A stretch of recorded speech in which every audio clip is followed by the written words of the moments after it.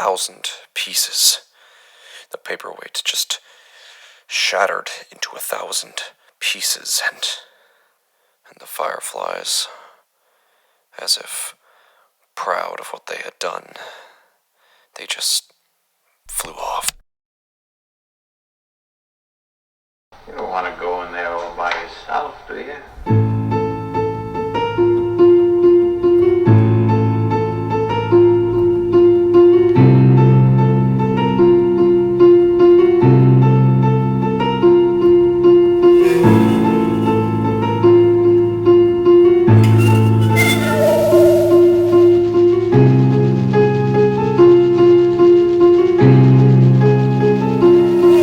C.s.w presents Incarnation Red.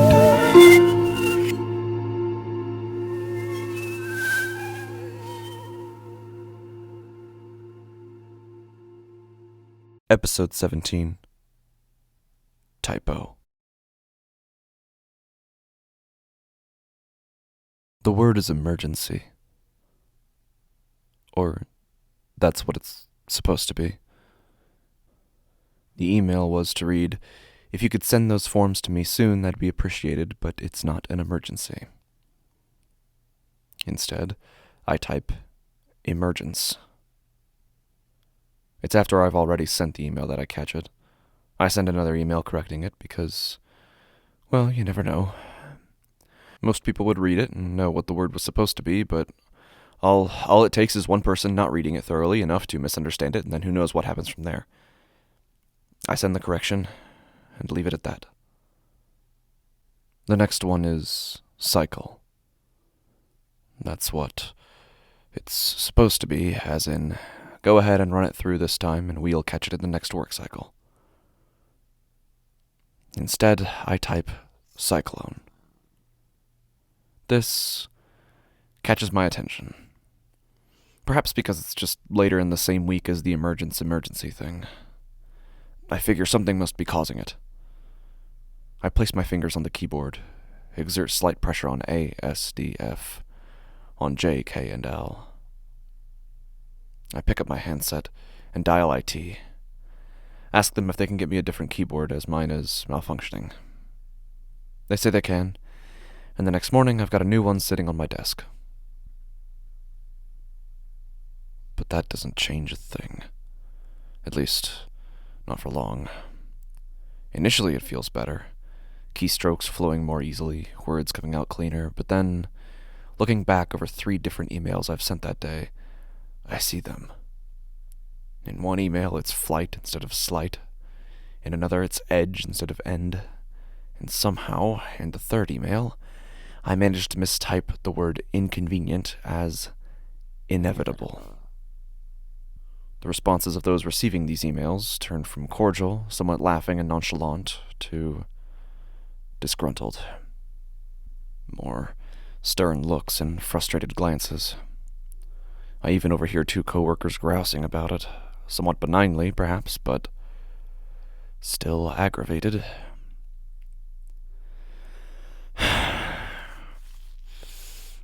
This just isn't normal for me.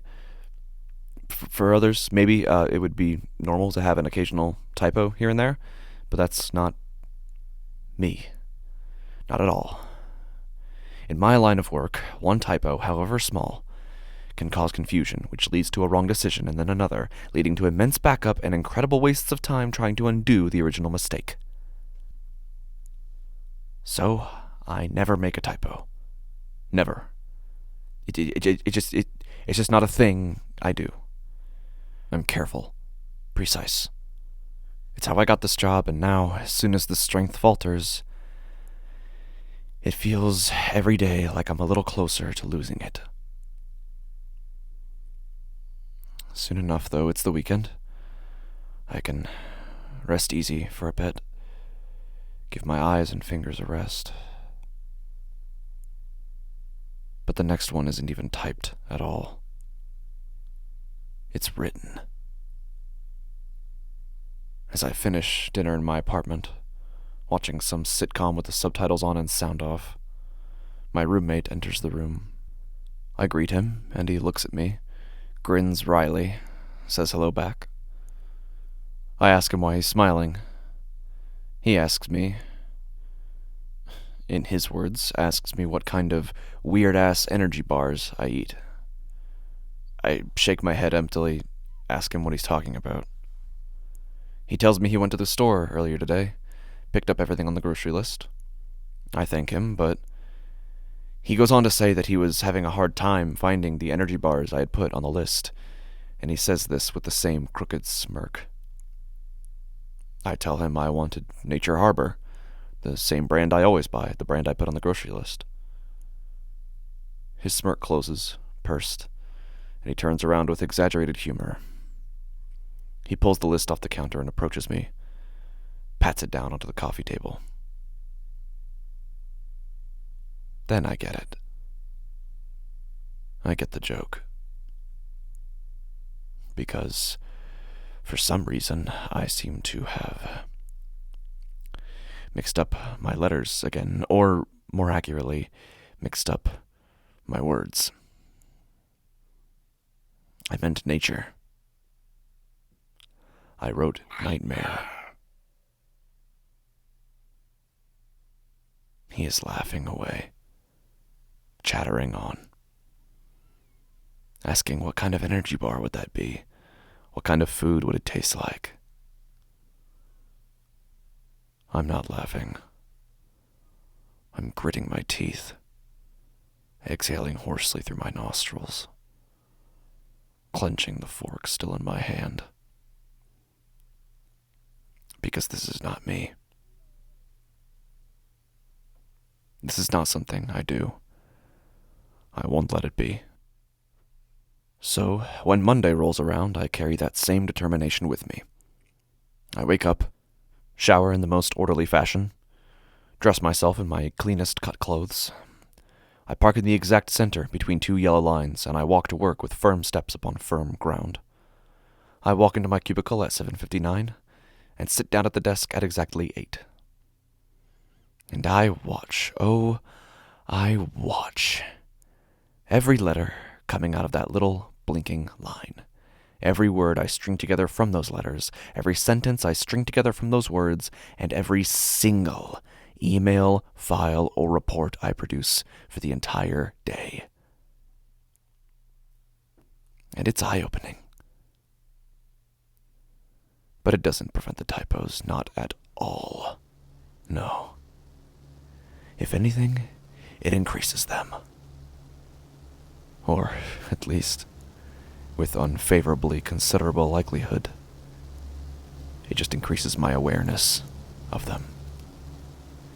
Because they seem to come at a breakneck pace in unending splendor, one after another after another.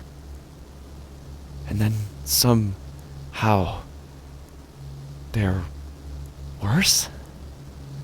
More extensive than the previous ones. Hell, in a way, they look more deliberate than the previous ones, but they're not. They aren't. How could they be? How could I deliberately type unrecognizable instead of utilization, detritivore instead of dichotomy, fork instead of file, and these are just the words. The phrases are even worse. Forced opening inside instead of final decision on that. Constraining the breath instead of concluding this session. Somehow, in black refusal to anything logical, we'll circle back to the vendor regarding both invoices is instead typed as licked clean by many tongues. And then some of them, well, some of them have to just be freak accidents, plain and simple. There's just no way it could be anything but insane coincidence, because some of the words, I don't even know what they mean. I've never heard them before in my life. Like when instead of understandable, I type epilation. The removal of hair by the roots. Or instead of disbursement, I type exsanguination, meaning death by complete loss of all blood. And others, while I understand the individual words just fine, when they're put together, they become impossible to understand. Impossible. I understand what it means to deeply ponder something, and I know what the word is for when something is missing in the middle, and I know the fabric of skin and bone and muscle and meat that composes me in my entirety, but why the hell would I ever type or say or think something like contemplating the gap in flesh? It means nothing. Or I sure hope it couldn't. Yet I'm typing them. I'm typing them repeatedly. And after 8 whole hours of nothing but typo after typo, my eyes feel practically unable to read words in their correct form again. Like the typos are practically their own language. The language of error, and my eyes cannot unlearn it. My body tires, my eyes tire. So I go home, settle into bed earlier than normal. And at some point, in the middle of the night, I wake.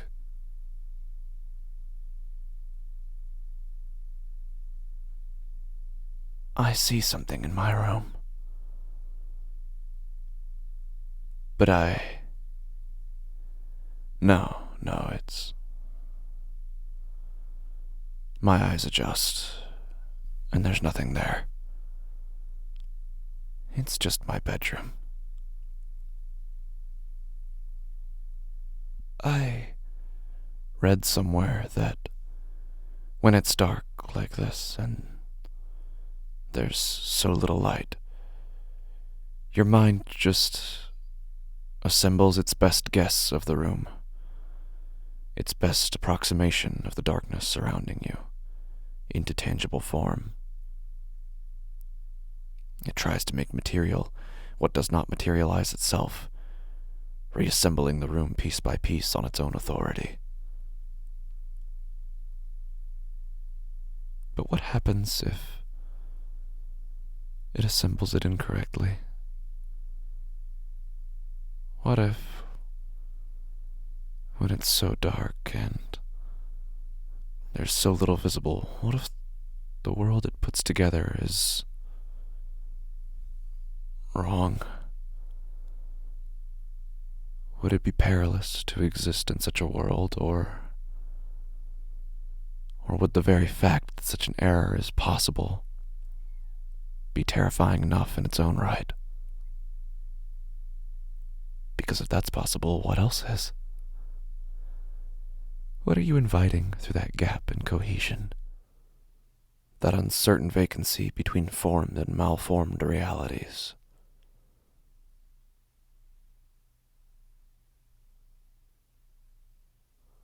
I look across the room, scan each feature, probe each dark surface and whatever may be hiding under it. Assemble the room bit by bit, like a sentence, and then fall asleep.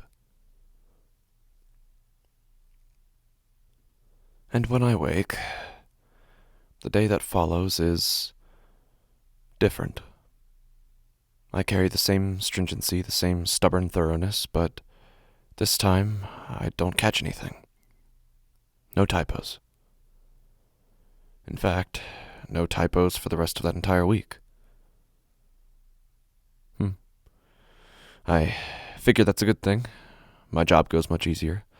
The day flows smoother. I get less frustrated phone calls from coworkers. But I don't feel as good as I expect to. Sure, the absence of typos is a good thing, but it doesn't answer any of my questions. If anything, it's just brought more. I mean, if they were thriving so inexplicably just earlier in the week, why suddenly disappear? Did I do something? Or are they doing something? Is this deliberate? Are they Maybe I just needed a good night's sleep after Monday. For more reasons than one, it would seem.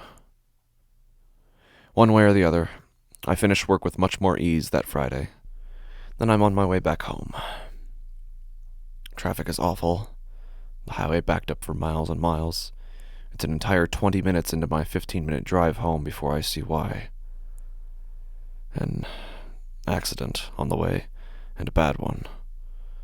One car with its entire front crinkled like foil, the other with no windows left on it. At least 2 additional cars got hit indirectly in the process. Minor damage on those ones, but still enough to make their cars obstacles as well. And it's in no convenient place of the road. Hell, even going in slow scoots bumper to bumper, there's still several moments where I'm nearly hit by an oncoming car, or I nearly hit one myself. But in time, I'm past it and onto open road again. And when I've parked at my building, I see my roommate has texted me. He's asking me what the Friday traffic is like, as he has plans to meet a friend downtown after he gets off in just an hour or so. I text him that it's bad, very bad, and explain why. Tell him he should consider taking a detour around that highway.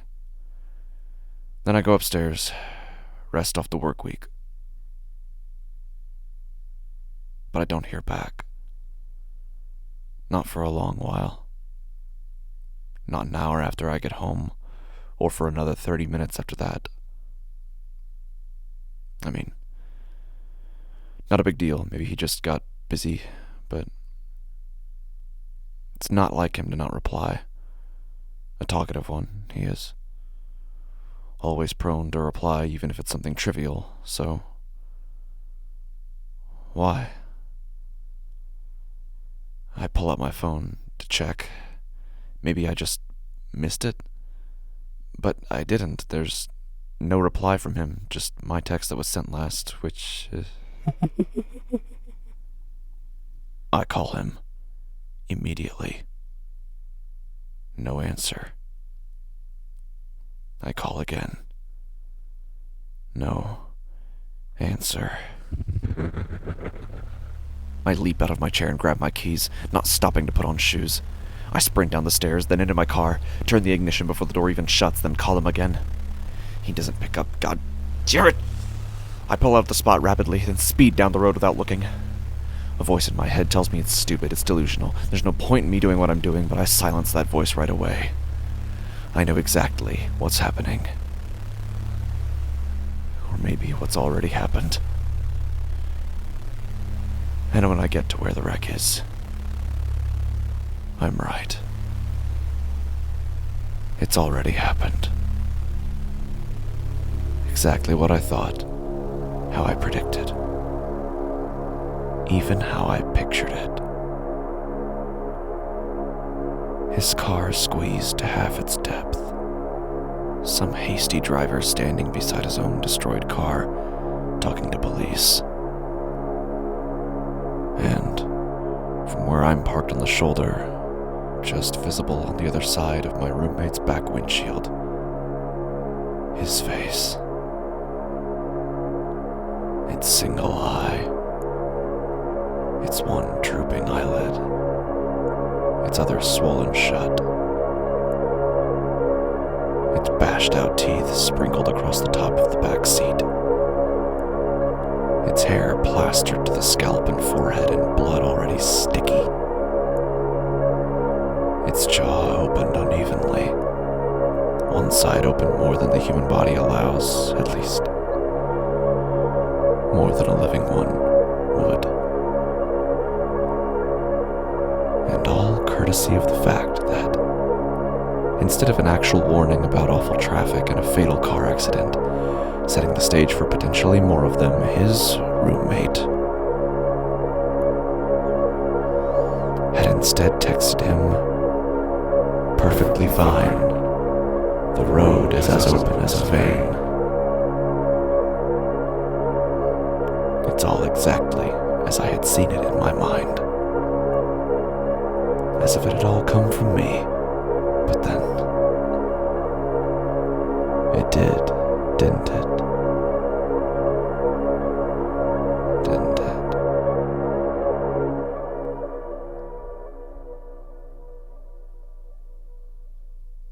I live alone now. The apartment is certainly quieter. Not helped by the fact that I spend much more time there now. Work wanted to put me on leave for bereavement, but I told them no. I wasn't about to just sit around the house and grieve, so they compromised for a remote setup so I can work from home. Sent me a whole double monitor, keyboard and mouse set. I had it set up within 30 minutes and sat down to work immediately. I don't know how long it's been since that day. But it doesn't matter. I'm the same either way. I'm focused. Detailed. My desktop setup being right here in my living room just brings that point home, literally. I make my house a shrine to detail, an altar for intricacy. I wear the same things I would wear to work, the same button-ups and ties when it's cool outside, and polos when it's warmer. I wear the dress shoes I would wear for work, even shine them once or twice. This is how you retain order. This is how you create order where it was not previously. And you don't make it wrong. You don't make a mistake. Just as I don't. When I'm making these reports, these forms, sending these emails, it's all crisp, perfectly clean. My eyes shape each letter out in black, ensure that every single letter, even ones that could cause minor misspelling, is correct.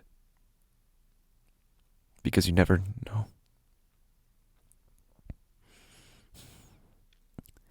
You never know what could happen. It goes for a few weeks, maybe. Hard to tell. Long enough that I'm considering negotiating a return to the office soon, but then it occurs to me, well, really it's not worth considering because I haven't been making any mistakes, not one. But with time being so loose to me like it is, it occurs to me I haven't been going back and checking my work. I usually do at a week's end, just going back and double-checking all the forms and emails I've made, but since time has just felt like one long stretch, I haven't done so lately. So, maybe I should do that. There's nothing wrong with being sure after all, so I really probably should check. I opened the first email I sent from home. Take a look.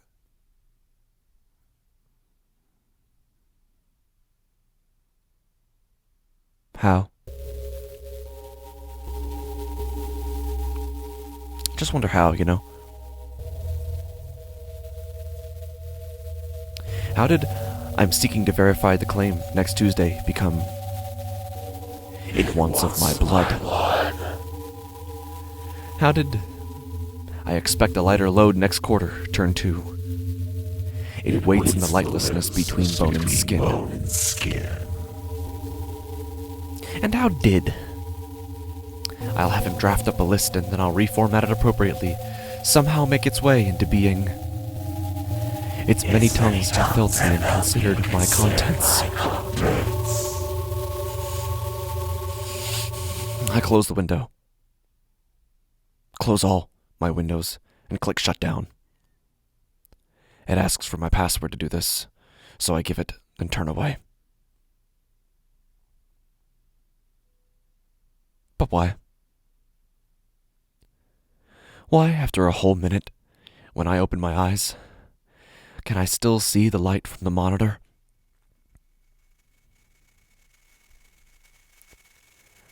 I can see in the reflection of the window. I can see that the password screen is still on my monitor. And as I turn my head on its axis, over my shoulder, the rest of my body practically statuesque, I can see that my password was rejected. It says I typed the wrong password. And I can see that the number of letters, those tiny black dots in the field, are fewer than my password is. Far fewer. So I approach the monitor, and I hold the mouse, and I drag the cursor to the Show Password button. And I click it. It says curtain. I typed curtain. Why I would type something like curtain, I don't know.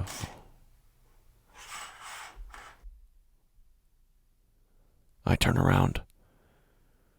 There is something moving behind my curtain, trying to come out. I flail, throw my body limply into the bedroom door, then my limbs activate as I'm sliding toward the floor. I reach up at the walls, clamp one hand over the knob, and the thing is reaching out at me.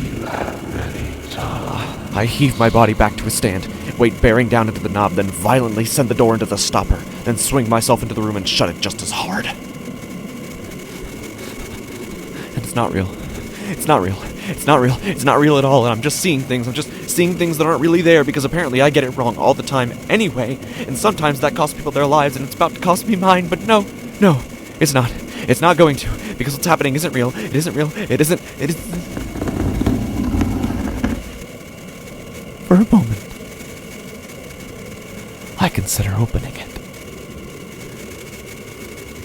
and proving once and for all to myself and to this world and to this reality that it isn't real. And I am getting it right this time. Getting right what I had gotten wrong to begin with, but wouldn't that just make me another kind of wrong? After all, if it's not real, then I'm crazy. But if it is real, I just might be something worse. Either way, I've let it slip. Let reality disassemble and reassemble itself falsely, but if I don't look at all, then I can't be either one. I can't be crazy or damned if I don't witness anything to begin with. If I don't look at all, then I can't get it wrong. A typo can't exist if you're not typing anything in the first place.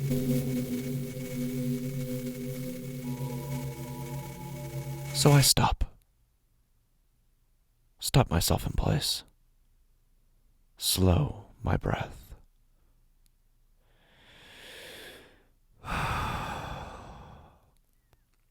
And I take off my clothes, brush my teeth, turn out the lights. And when I slip into bed, covering myself up to the chin, I close my eyes and don't open them. And when sleep comes for me,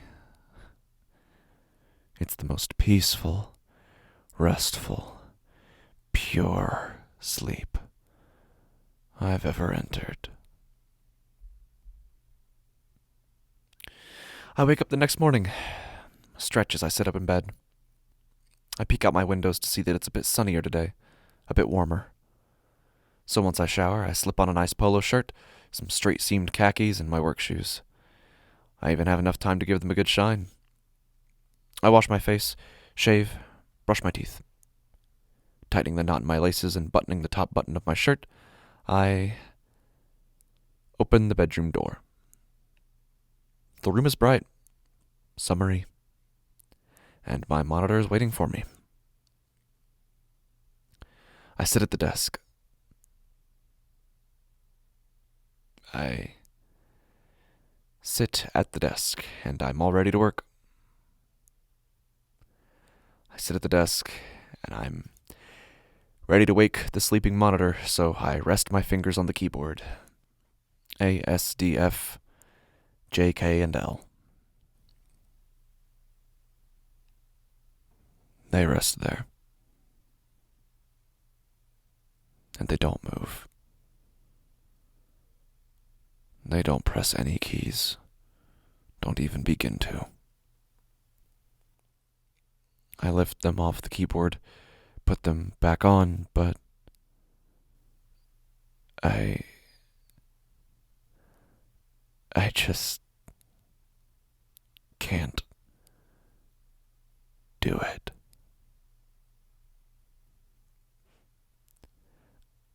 I can't even bring myself to try.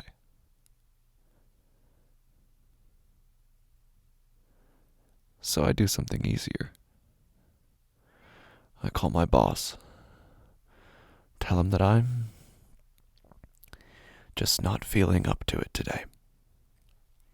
That I'm feeling down in the depths of it all. I don't even finish 2 sentences before he's assuring me, telling me not to worry, to take the day off, and just let him know when I'm ready. I fetch my keys. Drive straight to the liquor store. I don't drink, normally. So to start, I buy a few bottles of red wine. A nice beginner's pick, I figure. When I get home, I realize I don't even have a corkscrew. I consider asking my roommate, but I can't do that, so I use a fork.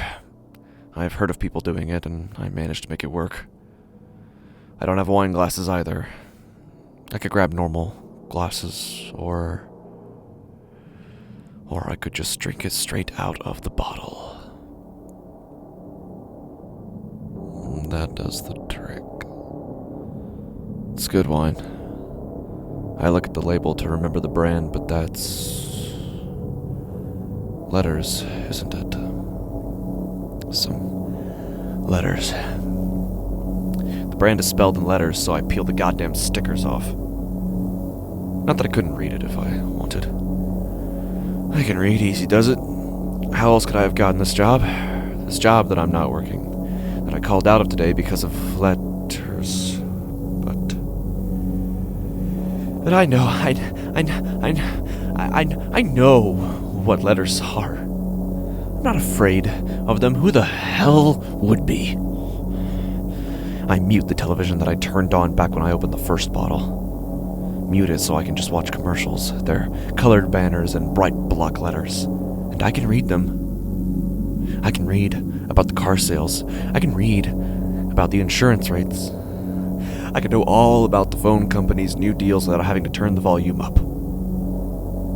But they're spelled right. Not a single typo. I would know. I would know them when I see them. I've seen so goddamn many of them. No, it wasn't me making the typos. So what is it, I wonder? What is it inside us that makes us deviate, makes us fail our intended form? What incongruity shows itself in those little misaligned letters? Because surely it's gotta be the same thing, making me suddenly type everything wrong, right? After all, I'm starting to think that all of life is just one great typo. Isn't all of life just a series of things you wish so bad that you could do differently. Errors you wish you could fix. That's certainly what my life is. That's for sure. I swig down what's left of the second bottle, then fetch the fork, reach out with my other hand for the third bottle, but as I reach, I slip onto the floor, the carpet between couch and coffee table. And my vision is blurring. Things are melting away, fading. And I can't tell the difference anymore.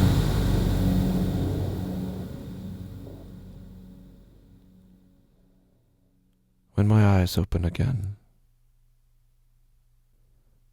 I'm sitting, slumped on the couch, my back slouched against the cushions, staring at a ceiling I can't quite define. So I sit up, look around the room, at the still playing television, at the peeled bare wine bottles, at the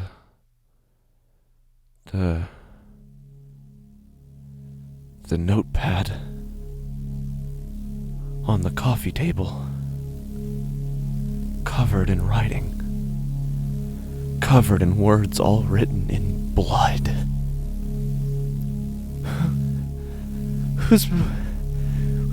When did I write it? So many hours have passed, it's possible. No, it isn't possible.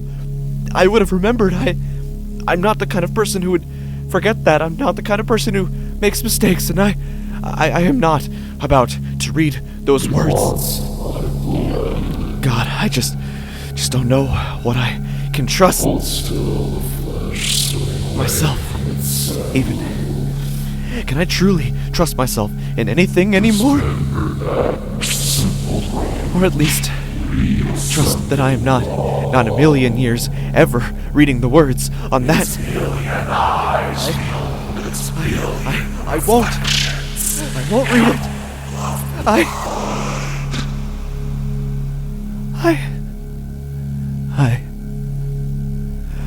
I look at the ceiling instead.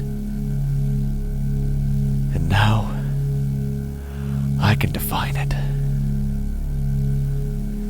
It's covered in blood. I look down and the walls they're absolutely covered in it. It's so horrible, so I close my eyes. Keep them closed because I don't want to see it. I don't ever want to see anything again. Because if I don't look at all, then I can't get it wrong. A typo can't exist if you're not typing anything in the first place.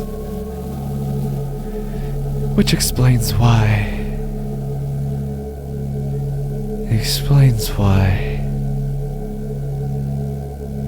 When I look further down, I see that I've taken the fork and used it to create a forced opening inside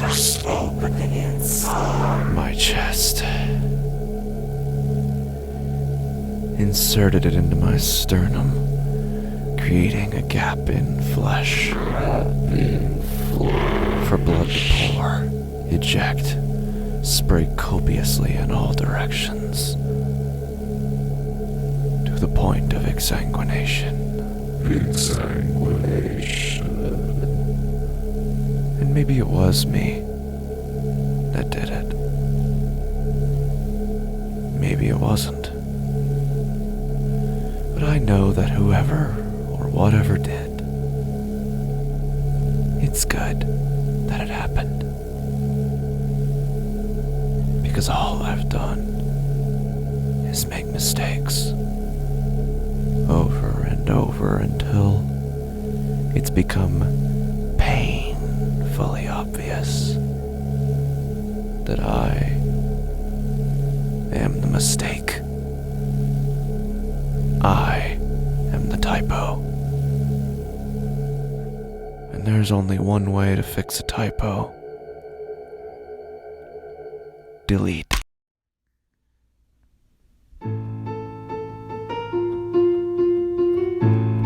Incarnation Red is created, written, narrated, and edited by c.s.w. The opening theme was written and performed by Annika Hansen. All music and sound effects used in this podcast are created in-house from scratch. For more information and updates, join our Facebook group Friends of Incarnation Red or follow our Facebook page, Incarnation Red, as always READ. For more information than that, you can follow me on Twitter at csw_horror or visit my website c.s.w horror.com. For behind-the-scenes looks and other scary content, you can follow me on TikTok or you can follow me on Instagram at Incarnation Red. Thank you for listening.